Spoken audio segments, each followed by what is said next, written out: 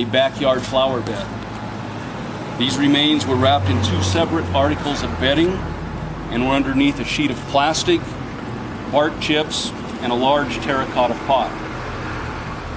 Evidence was collected at the scene, and an autopsy was conducted yesterday on September 1st by Stanislaus County Coroner's Office. Cause of death was determined to be strangulation. All indications are that these are the remains of Mrs. Herlacher. Dental records and DNA will be used to confirm the identity of the victim. This recovery follows a 5-week in-depth investigation into the disappearance of Mrs. Herlacher. Detectives, patrol personnel, various search and rescue agencies, family and volunteers have conducted several searches subsequent to her disappearance. Lyon County detectives advised the Herlacher family that they would not stop search efforts until Mrs. Herlacher was found. As Sheriff of Lyon County, I wish to commend our people for their tenacity and for a job well done. I also want to thank the Nevada Department of Public Safety Investigations Division for their invaluable assistance in the investigation of this case. Additionally, our thanks go out to Stanislaus County Sheriff's Office, Stanislaus County Coroner's Office, Stanislaus County Crime Scene Investigations Unit, the Modesto Police Department, the California Highway Patrol Investigations Unit, the Washoe County Sheriff's Office Crime Lab, as well as search and rescue units from the Lyon County Sheriff's Office, the Washoe County Sheriff's Office, Placer County, California, Nevada County, California, and Sierra County, California. This investigation was done by multiple agencies and shows how teamwork and team effort can put together a very good case. Our detectives now are working to put together their reports, to conduct additional interviews, and to complete their evidence examination, and they will be submitting this entire case to the district attorney for prosecution. And I will be available for questions, as will the district attorney, Mr. Bob Auer. Do you expect to charge James Masterson? Yes, we do. When might that happen? Talking to detectives, we've probably got another week or two of follow-up investigation to do, but I anticipate that those reports will be to the district attorney within a couple of week period.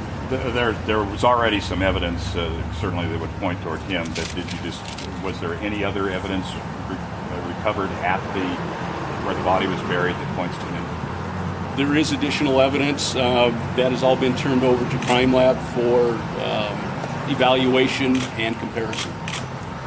Is it going to be your case? I mean, do you know where she was strangled? All indication is that she was strangled at her residence in Silver Springs. So it will be our case. Is James cooperating at all now? James is not cooperating at all. Yeah, we don't want to comment too much on that, Sheriff. Okay. The bedding that you mentioned, was one of them the Afghan? It was. And had you searched that home before or been to that home before? We had been to that residence one time prior. So what took you back there?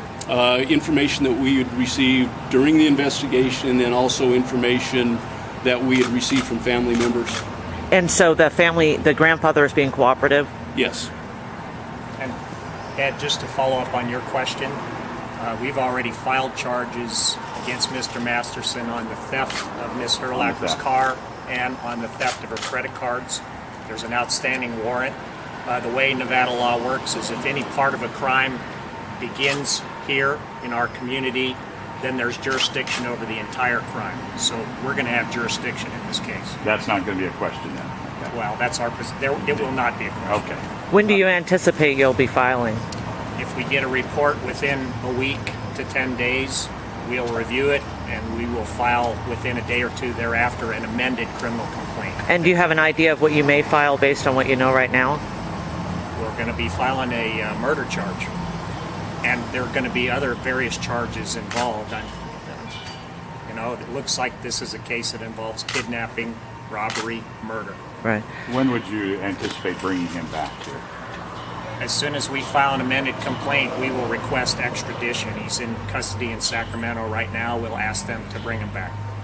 He's facing charges down there, right? So they're holding him. So there's no rush on this. But He has an October trial date on the charges in Sacramento, but we're going to ask that he be brought back here to stand trial here. what can you say about What can you tell us about young Mr. Masterson and potential motives here?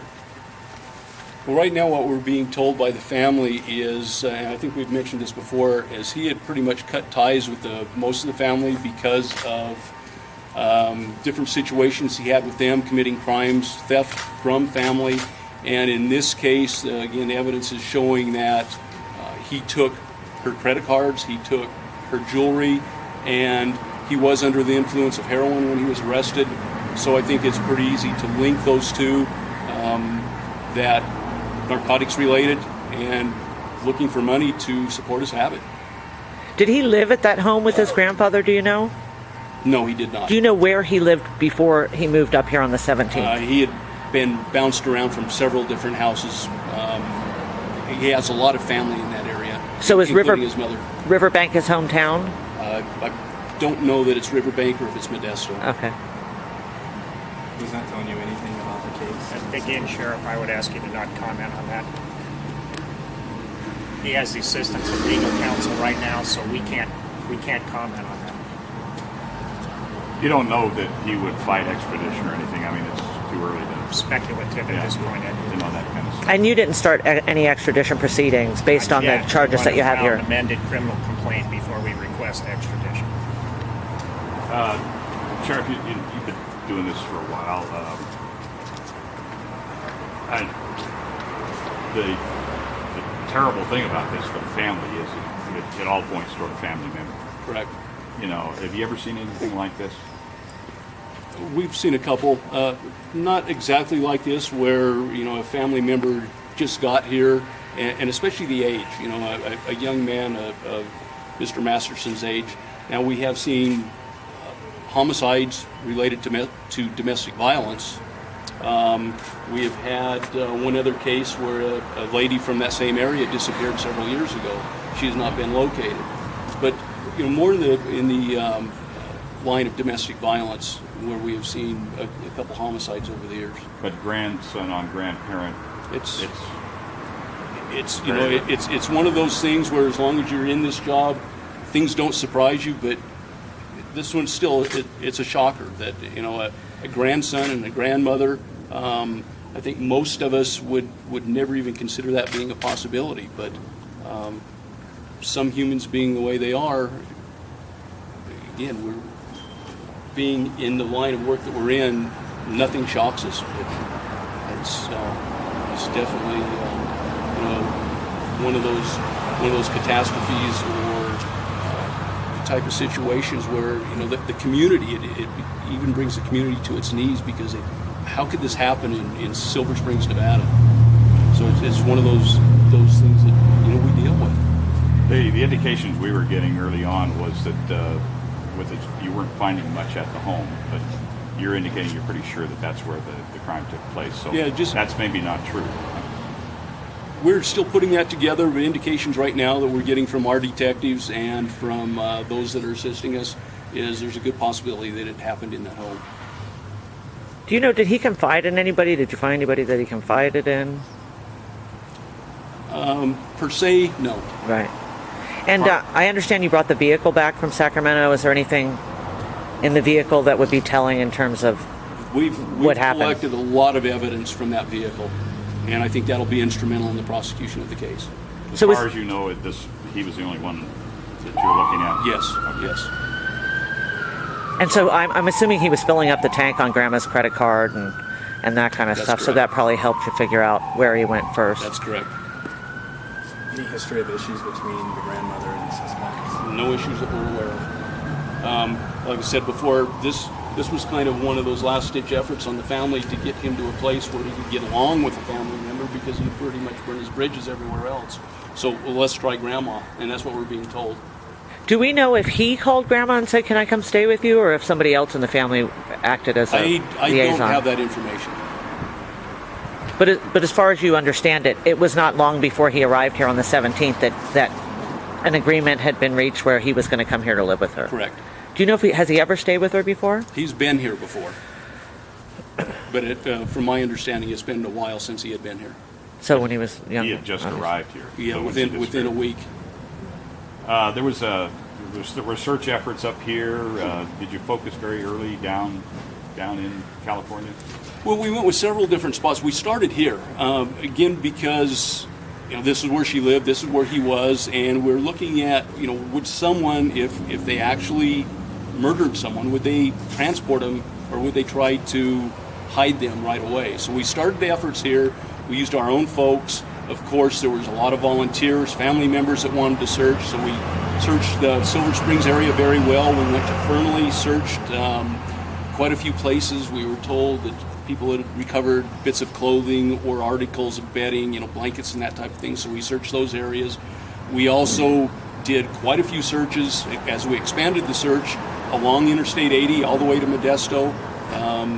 We had searched some places in Modesto already, again, because he had been spotted at this particular grandfather's house. So we had been in that yard before.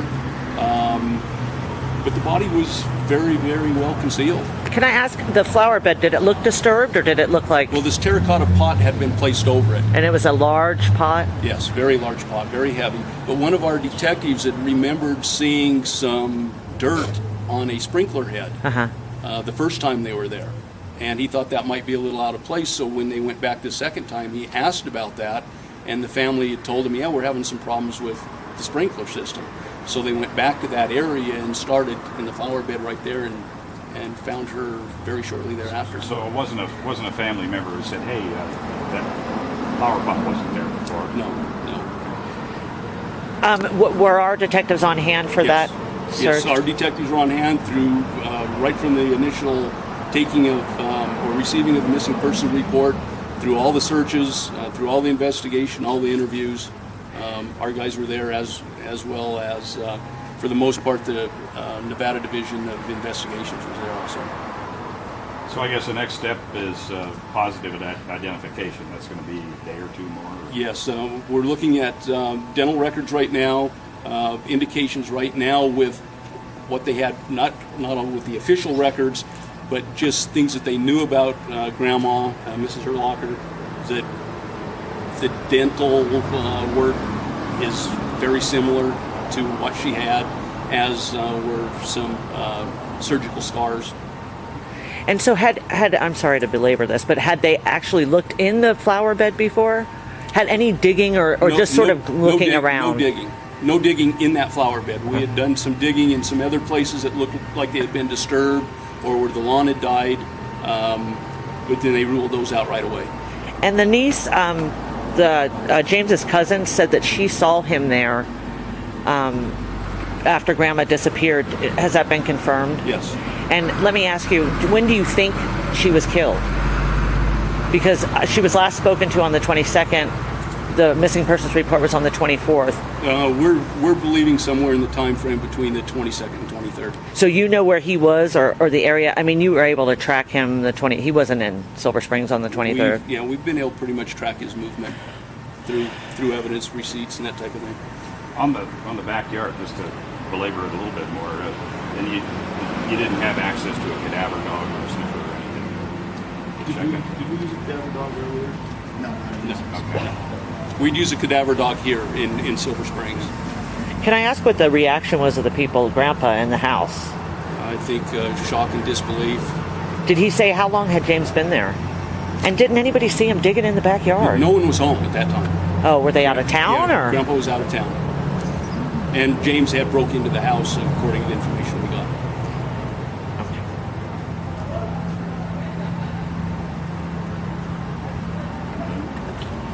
Thank you very much. Appreciate it.